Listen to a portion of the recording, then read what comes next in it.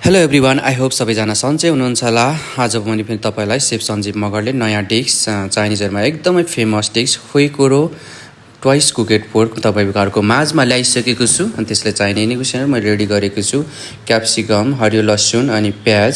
अनि मैले यो हुइकुरोलाई चाहिँ ल्याएर बोइल गरेर रेडी बनाइसकेको थिएँ। अनि यसलाई मैले स्लाइस पारेर काट्दैछु।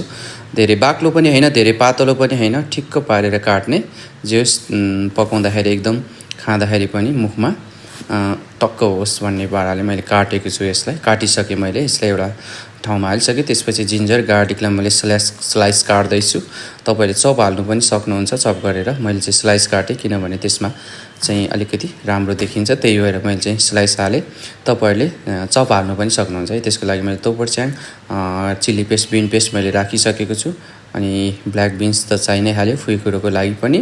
त्यसपछि मैले अनि सबै रेडी भइसकेपछि अनि मैले त्यो प्याजहरूलाई, लसुनहरूलाई मैले चाहिँ काट्न थालेँ। त्यसपछि मैले सुरुमा चाहिँ हरियो लसुनलाई काटेँ। त्यसपछि मैले स्टाइल देखाउन खोजेको थिएँ तर मलाई चाहिँ त्यो आएन। त्यसपछि मैले सिधै काटेँ। त्यसपछि स्लाइस यसरी काट्ने, डाँठलाई चाहिँ यसरी काट्ने है, स्लाइस बनाएर। त्यसपछि पातलाई चाहिँ अनि सिधै काट्दा पनि हुन्छ। अनि यस्तो गर्दै गर्दै गर्दै गर्दै गएँ। त्यसपछि अनि सबै रेडी हुँदै थियो। अनि मैले क्याप्सिकमलाई पनि त्यसलाई पनि काटेँ मैले। क्याप्सिकम अनि खै माछे खुर्सानी पनि भन्दो रहेछ नेपालीमा, अनि इङ्ग्लिसमा चाहिँ खासै मलाई थाहा भएन धेरै पढेको कारण।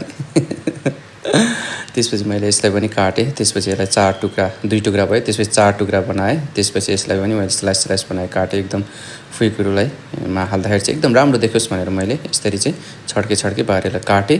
अनि त्यसपछि काट्दै सबै कुरा रेडी भइसक्यो। अनि मैले प्याजलाई पनि काटेँ अनि केलाउँदै थिएँ, केलाइसक्यो। अनि फुइकुरो सबै रेडी भइसक्यो। अब हामी बनाउँदा जाँदैछौँ है त। बनाउनको लागि म अब गएँ, तेल हल्का हालेँ, 1 डाडु तेल हालेर हल्का तात्तिसकेपछि मैले त्यो काटेको फुइकुरोलाई तेलमा खन्याएँ।